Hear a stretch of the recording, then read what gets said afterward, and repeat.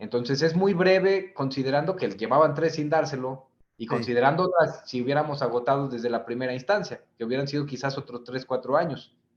Entonces, a ver, aquí me surge la pregunta, Manuel. Si hoy me estoy titulando, más bien, me estoy terminando mis grados académicos, comienzo los pagos, ¿cuánto tiempo tengo para determinar que se me está afectando?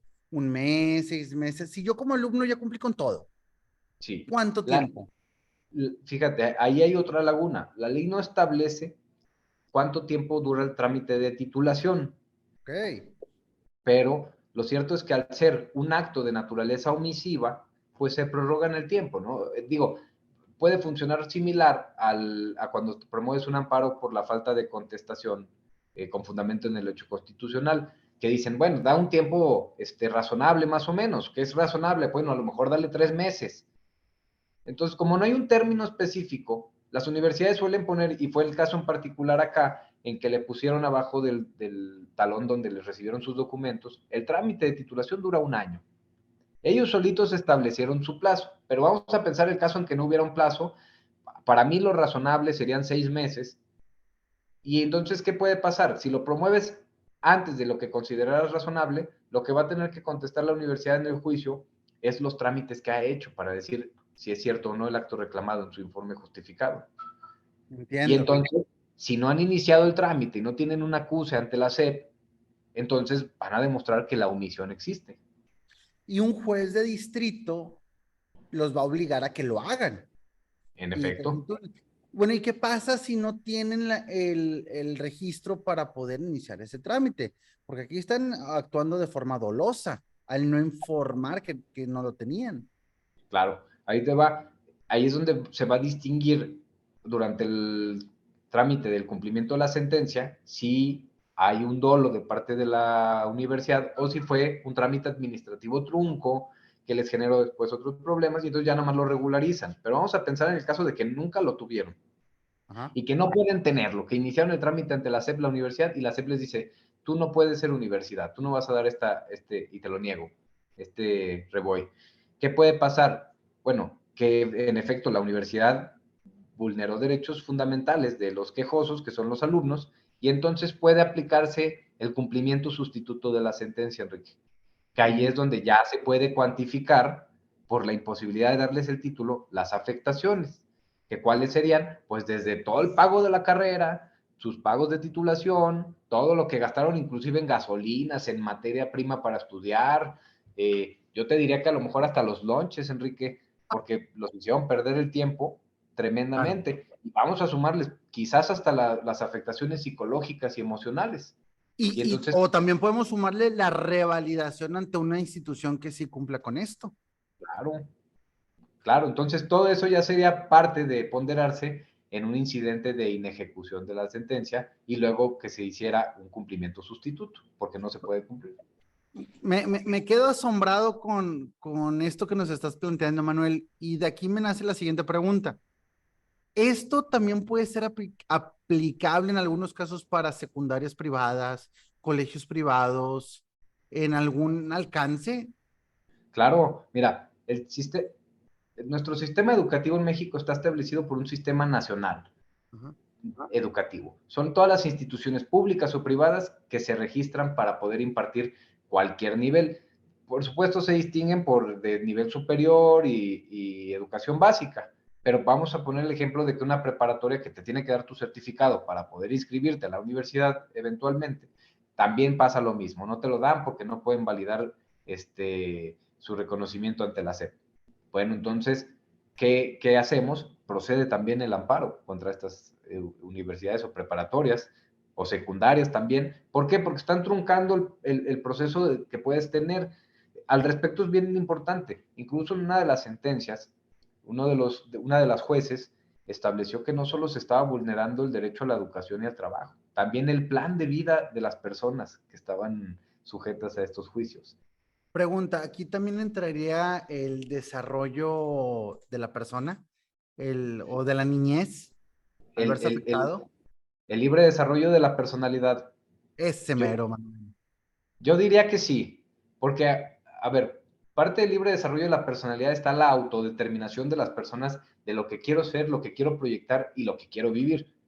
Ajá. ¿Y qué pasa si yo tenía la proyección, cumplí con todo para ser profesionista y una institución me lo está truncando, está limitando mi plan de vida? Más cuando yo sí cumplí con todas mis expectativas de pasar exámenes, ir a la universidad, agarrar el camión para ir a la universidad. Entonces, ahí yo creo que sí están afectando intereses más allá solo del derecho a la educación y al trabajo. Oye, Manuel, a ver, también recuerdo que cuando yo estaba en la universidad, te daban opciones para titularte y una de ellas era el pago de una materia o de algunas materias para cumplir una certificación. ¿Es esto legal? Y te pregunto porque hace poco leí en la nota que un estudiante de la carrera de Derecho de la UNAM promovió un amparo y ganó que eso era ilegal. Sí. ¿Tú qué piensas respecto a ello? Mira, todo va a depender del plan de estudios que establezca la universidad, porque en su plan de estudios establece los mecanismos de titulación.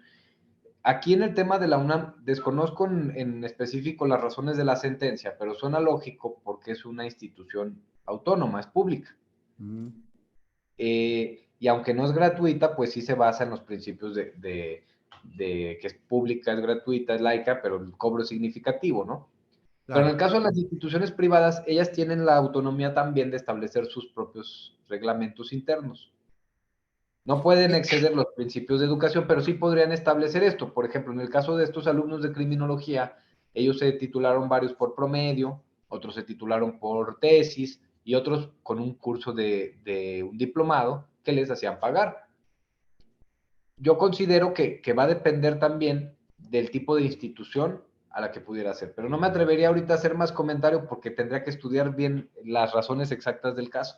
No, totalmente de acuerdo, Manuel, y muy profesional tu respuesta en cuanto a ello.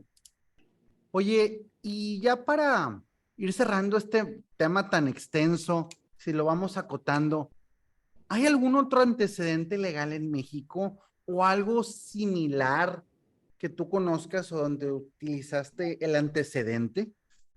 Fíjate, hay un antecedente que es jurisprudencia además, pero era un antecedente en contra de los razonamientos que estábamos buscando nosotros. ¿Por qué? Deriva de una sentencia que llegó a jurisprudencia de la Suprema Corte de rubro universidades privadas cuando realizan actos relacionados con la inscripción o ingreso, evaluación, permanencia o disciplina de sus alumnos, no tienen el carácter de autoridad responsable para efectos de juicio de amparo. Esta jurisprudencia, ¿por qué nos complicaba a nosotros los casos? Que fue motivo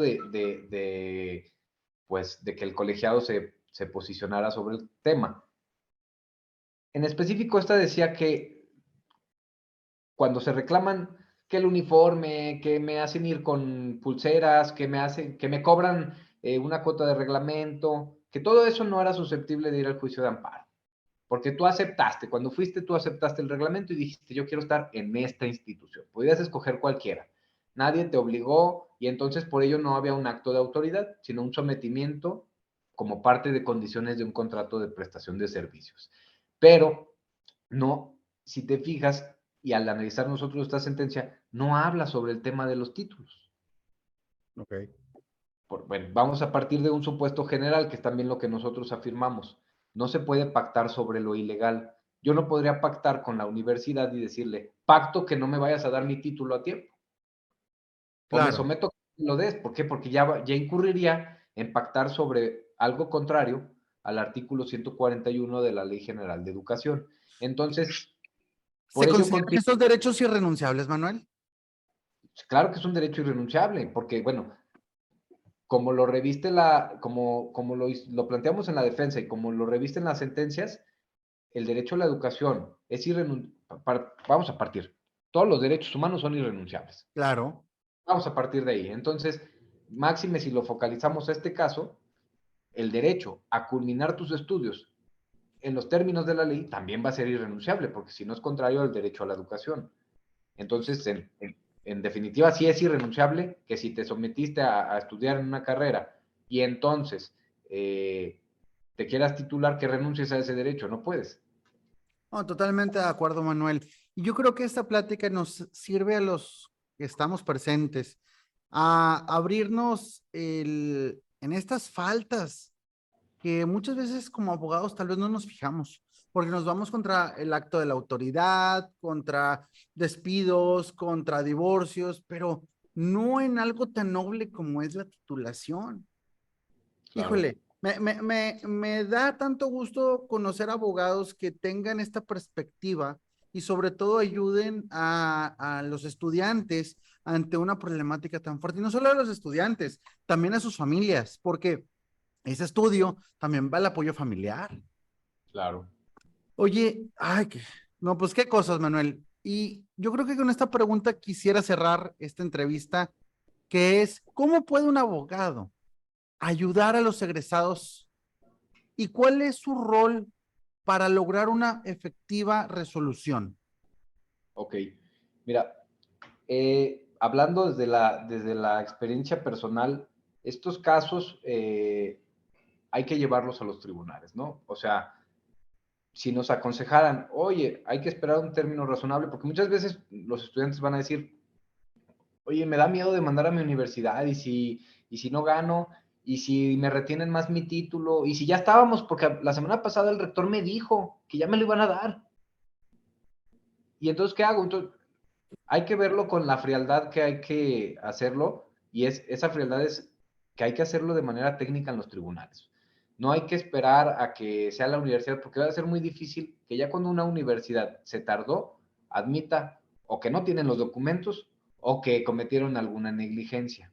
Ahorita, cerrando sobre ese tema, Enrique, eh, y sobre el tema del precedente que me quedé un poquito rezagado sobre el tema, me gustaría comentar antes de cerrar el tema que ¿qué posición tienen que asumir los abogados? Tienen que empujar las resoluciones. No hay que irnos con que hay una jurisprudencia ahorita de la Suprema Corte en la que dice que ya no son las universidades autoridades responsables para efecto del juicio de amparo. Y ya nada más porque leí el rubro ya me voy con ese sentido y ya este caso no lo voy a poder empujar en la vía de amparo. Yo creo que si se meten más a fondo, pueden empujar resoluciones muy significativas para la sociedad, que al final de cuentas es el trabajo de nosotros los abogados, estar llevando a tribunales la defensa de los derechos de las personas. En este caso fue muy interesante que se aplicó, que a contrario de la jurisprudencia, se tuvo que recurrir a una doctrina alemana que habla sobre los derechos humanos, al no encontrar de dónde agarrarse aquí en México, y perdón porque mi alemán pues no es muy fino, Enrique, pero esta doctrina se llama, y lo voy a pronunciar como Dios me da a entender, Dritting Hurk der Grutche. ¿De qué deriva? Bueno, deriva que en los casos en los que un tribunal ve violaciones de derechos humanos entre particulares, aunque uno no sea autoridad responsable, en sentido estricto, hay que observar el caso en particular y flexibilizar el proceso. Aunque vea yo como juez de distrito que correspondía a la vía civil, si ya me tocó ver esta violación a los derechos humanos, la agarro, porque yo soy un órgano de control constitucional y entonces tengo que proteger estos derechos humanos. Entonces, si, bueno, y aclarando, esta doctrina deriva de posterior a la Segunda Guerra Mundial, es muy antigua y se ha intentado desarrollar y en nuestra legislación no es aplicable tal cual, pero sí por interpretación. Ahora, de ella deriva algo que se llama el efecto de irradiación de los derechos humanos. ¿Qué es esto que te estaba explicando? Básicamente, cuando veo que son derechos horizontales entre iguales y no verticales entre autoridad y gobernado, hay que privilegiar la protección a los derechos humanos. Y eso es lo que hicieron estos tribunales. El tribunal colegiado dijo, yo ya estoy conociendo de esto, no voy a permitir que se siga violando el derecho humano a la educación y al trabajo de estos estudiantes, y aquí paro el tema. Y entonces eso es lo más importante, creo que de estos casos, empujar resoluciones, buscar innovar, flexibilizar los procedimientos en aras de proteger lo más importante, Enrique, los derechos humanos de las personas. Y eso es trabajar con un sentido social para la gente. Y creo que eso es lo que invitaría a los profesionistas del derecho a que estemos haciendo todos los días. A veces nos enfocamos tanto en nuestro trabajo, en lo meramente jurídico, que perdemos de vista que los derechos humanos hoy son una fuente muy importante de conocimiento y de apoyo a la gente. Y hay que aferrarnos a esa idea, a que hay que empujar el apoyo a la gente a través del derecho. Excelente, Manuel. Oye, y vuelvo a insistir, una plática tan interesante que a mí como profesionista del derecho me abre la mente para poder abordar esos temas en caso de que sean necesarios. Yo con lo que me quedo y concluyo este gran diálogo es, primero, hay que revisar que la universidad tenga su REBOE vigente ante la Secretaría de Educación Pública en su página. Segundo, si ya inicié mi trámite de título y en 6 meses o más no me lo entregan sin una causa justificada, es susceptible a demandar el juicio de amparo para que los obliguen a ello. Tercero, aquellas universidades privadas, secundarias o colegios que no estén siguiendo el Plan Nacional de la SEP, encuentran afectando los derechos fundamentales del gobernado y pueden ser susceptibles de estudio para algún juicio en particular. Hablando específicamente del juicio de amparo. Y por último, es que tenemos un mar de oportunidades los abogados al tener este tipo de nuevas sentencias, porque desde el 2011 a la fecha el derecho se ha ido transformando y poder aplicarlo en nuestra sociedad. Que no se les olvide ese carácter que tiene nuestra profesión, que es de la defensa de aquellos que no lo pueden lograr por sus propios medios. Así es. Con estas 4 conclusiones me quedo, Manuel, y agradezco mucho tu valioso tiempo, espacio y oportunidad.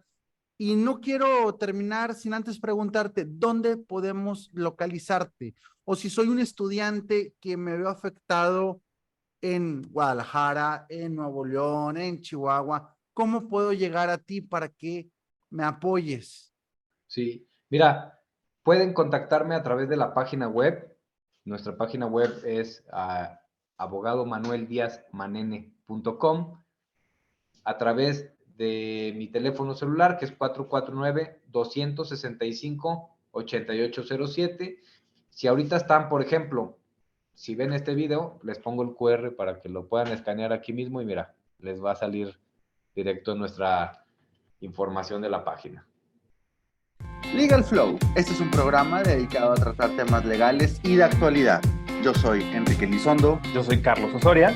Y juntos creamos este podcast para tratar temas legales, cotidianos y que nos pasan a todos en nuestro día a día. Nuestra intención es abordar cada uno de los temas con un lenguaje sencillo y accesible y una visión humana de los temas. Quédate con nosotros porque comenzamos.